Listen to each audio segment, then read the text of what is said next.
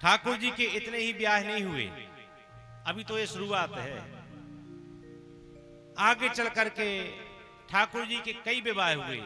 एक एक करके संक्षेप में उनकी भी कथा हम सुना देते हैं, ध्यान से सुने। सुखदेव जी महाराज कहते हैं, राजन, एक सत्राजित नाम का राजा था। भगवान सूर्य का उपासक था। सूर्य भगवान की खूब उपासना की। भगवान सूर्य ने प्रकट होकर के उस सत्राजित राजा को एक दिव्य मणि दी, और वह मणि इतनी प्रकाशमान थी, इतनी प्रकाशमान थी कि सुखदेव जी कहते हैं कि राजन, एक दिन की बात है, वह राजा सत्राजित वह मणि पहन करके द्वारकापुरी में आया, भगवान की सुधर्मा सभा में आया।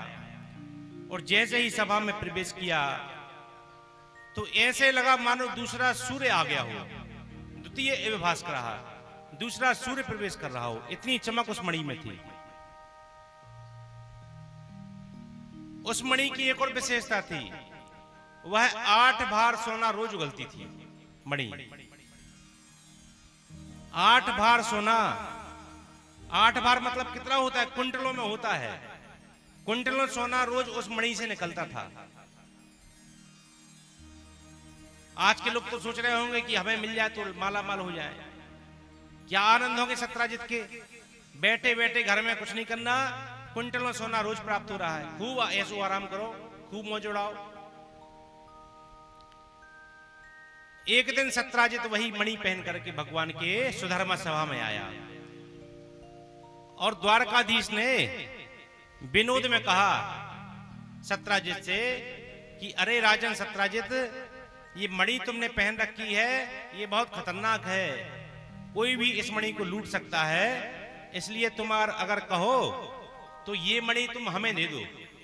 भगवान ने कहा कि मणि हमें दे दो, उससे जो सोना निकलेगा उससे खूब संतों की, ब्राह्मणों की, गायों की सेवा होगी, तुम्हारे किस काम की, इतने सोने का तुम क्या करोगे। सो इतना सुनते ही सत्राजित चिढ़ गया। अरे बोले वाह, हमने इतनी तपस्या करके मणि प्राप्त की और आपको दे दें, मांगते हुए आपको शर्म नहीं आई। और सभा में से उठा और चला गया। द्वारकाधीश ने विनोद में तो कहा ही था, लेकिन ये राजनीति भी है। द्वारकाधीश प्रभु जैसा कोई राजनीतिक नहीं है पूरी दुनिया में, भगवान के जैसा। ठाकुर जी ने अपनी ही राजनीति के बल पे इतना बड़ा महाभारत करवा दिया, और दुष्टों का नाश करवा के केवल 5 पांडवों के द्वारा, पांडवों की बिल्कुल हानि नहीं हुई, ज्यों कहते हैं 5 पांडव बने रहे। ऐसे राजनीतिज्ञ हैं भगवान। तो राजनीति में लिखा है कि राजा से अधिक संपत्ति किसी भी प्रजा के पास नहीं होनी चाहिए, ये राजनीति है। तो भगवान ने ये भी सोचा कि ये रोज कुंटलों सोना ये मणि देती है, तो ये ठीक नहीं है राजनीति के हिसाब से। द्वारकापुरी के राजा महाराज उग्रसेन है, तो राजा से अधिक संपत्ति किसी प्रजा की नहीं होनी चाहिए, इसलिए भगवान ने मांगी थी, पर उसने नहीं दी। तो भगवान ने कहा वो उसकी इच्छा, नहीं दी तो कोई बात नहीं। और ठाकुर जी तो उस प्रसंग को भूल ही गए, मणि वाले प्रसंग को ध्यान ही नहीं दिया उन्होंने। उधर सत्राजित गया अपने घर पर, और सत्राजित का छोटा भाई था प्रसेन। तो प्रसेन ने सत्राजित से कहा कि भैया, मणि रोज रोज आप ही पहनते हो, एक आध दिन हमें भी पहनने को दे दो। सत्राजित बोला ठीक है भैया, एक आध दिन के लिए तुम पहन लो, और मणि प्रसेन को दे दी। उसका छोटा भाई मणि लेकर के गया, शिकार खेलने के लिए गया जंगल में, और एक शेर के द्वारा उस प्रसेन की मृत्यु हो गई। शेर ने सत्राजित के छोटे भाई को मार दिया। बड़े ध्यान से सुने, ये सब भगवान के विवाह की भूमिका है। ये सब प्रसेन को मार दिया, और शेर ने वह मणि उठा ली वहां से, और शेर जंगल में चला गया।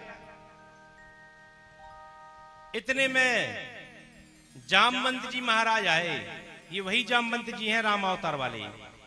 जामवंत जी महाराज आए और जामवंत जी ने उस शेर के हाथ में दिव्य मणि देखी, तो शेर से युद्ध करके जामवंत जी ने शेर को मारा और शेर से वह मणि लेकर के जामवंत जी अपने घर में चले गए और अपनी बिटिया जामवती को वह मणि खेलने के लिए दे दी।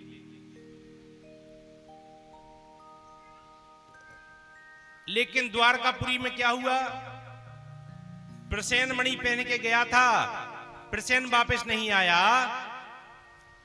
तब सत्राजित ने अपनी पत्नी से कहा कि देवी देखो, द्वारकाधीश ने हमसे मणि मांगी थी और हमने देने से मना कर दिया था। देखो देवी, अभी बात कंफर्म नहीं है,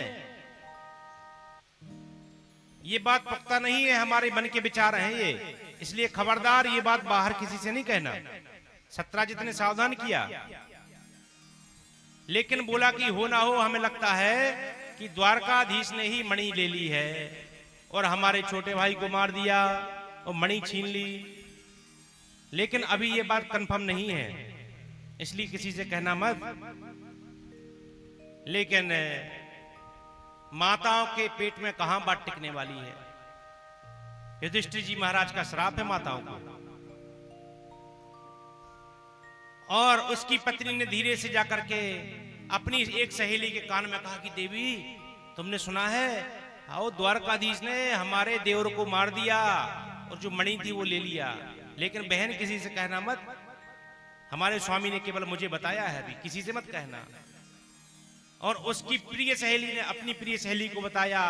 ऐसा होते होते होते होते पूरे द्वारकापुरी में आग की तरह खबर फैल गई कि द्वारकाधीश ने मणि छीन ली और प्रसेन का वध कर दिया,